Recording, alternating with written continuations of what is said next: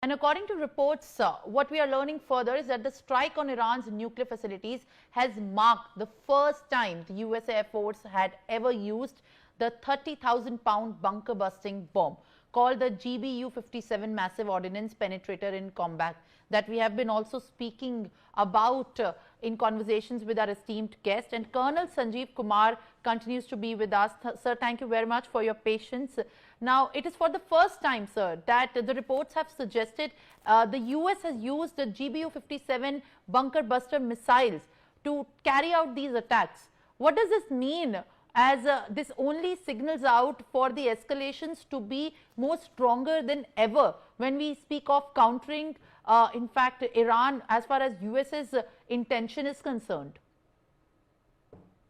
The use of the GBU bomb was a very, very calculated decision on point of the United States. While Israel had created certain damages to the Iranian nuclear sites, they had really not destroyed them, and especially the enriching plants, because they are buried well deep inside into the mountain hills, and as Air Marshal had said, nearly about 90 to 100 meters below. So the only way they could have been hit was to have used a weapon which could penetrate this much. And the only weapon in the world today is the GBU which can do it.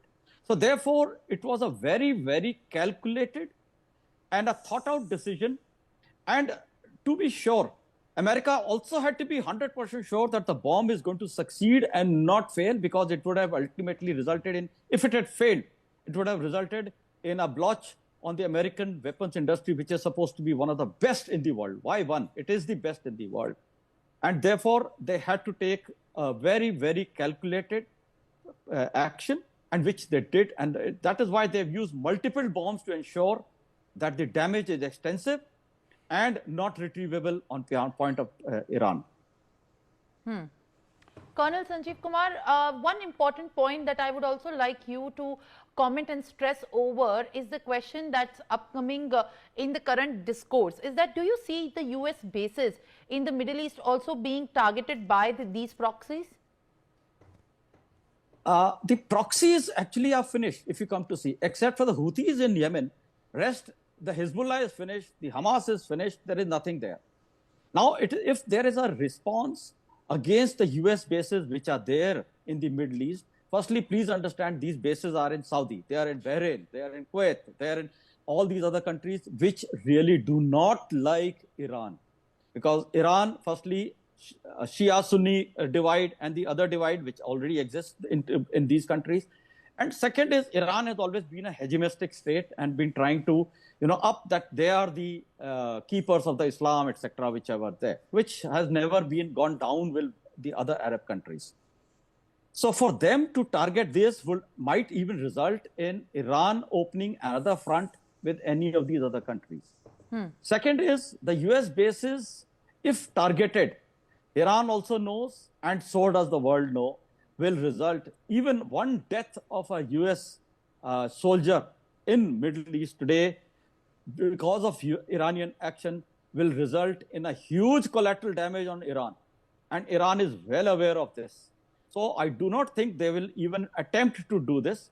Yes, they may try and fire some things as a face saving just to say that we did not take it lying down, but that's about it.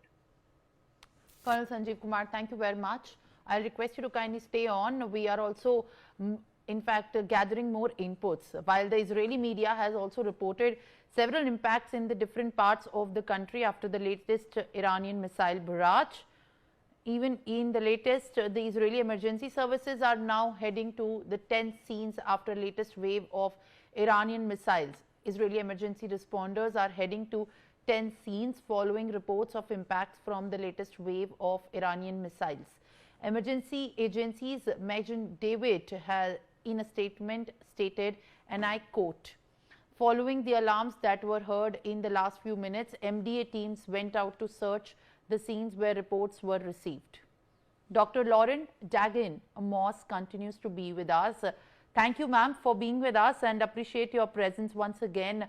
At one time, while I am also gathering these inputs about the reports from Israel, All right, I'm being told that she has, in fact, right now left the broadcast. Thank you very much. And while Colonel Sanjeev Kumar is also with us, reports hint at several sites being impacted in Israel.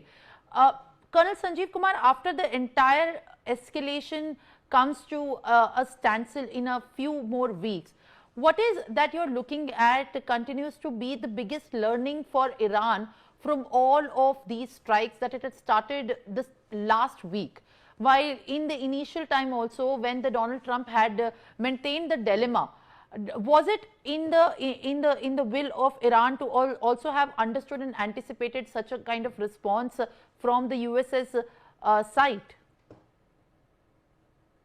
I don't think the Iranians really expected the Americans to get directly involved. Americans have always used the Israelis to control the Iranians and do their work in this region for them. Probably Iran miscalculated and continued to be adamant, retaliate to the Israeli action, did not proceed probably with the signing of the agreements to stop their nuclear program. So therefore, it has created a situation where no country in that region wants Iran to have a nuclear bomb. That was very clear. And various intelligence reports had suggested that Iran was days away from reaching the required enrichment to make about 6 to 9, 8 to 10, or whatever you may like to call it, number of bombs. Therefore, it was very, very critical that Iran had to be controlled and reined in. Otherwise, it could have resulted in wider ramifications, especially for a country like Israel and the other regions. Also, please realize that Iran has a lot of oil and it controls the Strait of Hormuz. Now, in case the Strait of Hormuz becomes unusable because of Iranian action, moment Iran had a bomb, then there was a nuclear deterrent with them. So they could have then dictated terms on that. So therefore, it was very, very critical for US to get involved. And Iran, I'm quite sure, did not anticipate US direct intervention at this stage so early in the war. Colonel Sanjeev Kumar, in fact, as you are also putting out what remains to be going ahead, the scenes in the few coming hours as the escalation also unfolds, the Iranian state television has also confirmed that Iran has launched 30 missiles towards Israel. 30 missiles is what we are learning. It has been launched towards Israel. While Israeli emergency services head to the strike sites. How do you look at the ongoing way Iran is dealing with this? Is it a fine manner in which this entire conflict is going ahead, or do you suggest that Iran should rather right now learn or continue to in fact understand that this is not going in its favor? 100% this is not going in Iran's favor. They also know it. Now, like I had been saying earlier also, this is a face saver. Probably they cannot target the US bases, so they have targeted Israel once again. I would suggest, or probably think, in my opinion, that this war is not only in its last stage, and probably you will see in a day or two the de-escalation will be starting, and we will be probably discussing things would be already, though back channels would be on, but I think even the front channels will now start opening, and Iran would be forced to come onto the negotiating table. They would not want a further escalation. The US has already achieved this aim of putting the Iranian nuclear program back by at least a decade. The Israelis are feeling safe that Iran will not get a nuclear weapon for a couple of years. And the Iranians probably also has to realize that they cannot, they are, as it is, their economy is practically finished. They have no friends, they have no proxies left. It is just a matter of time before Iran may have an internal revolution. So if the current regime wants to survive and continue to be in Iran, I think it is time they take a pragmatic step of going in for a negotiation and de-escalating it in a very, very fast way. All right. In fact, from the understanding of what remains to be going ahead is that now the details which are also coming out. Before moving ahead, I'll also like to put this out. Israeli media has confirmed that Iranian missiles have hit northern and central parts of Israel. Haifa, Nes Zona and Rishon are the areas in Tel Aviv. According to the reports, the spokesperson for the Israel's emergency services has said initial reports show the rockets and the shrapnel fell at 10 locations in Israel. They included Carmel, Haifa, Tel Aviv area and the northern coastal plain. All right. For more such videos, subscribe to the NewsX YouTube channel, hit the bell icon.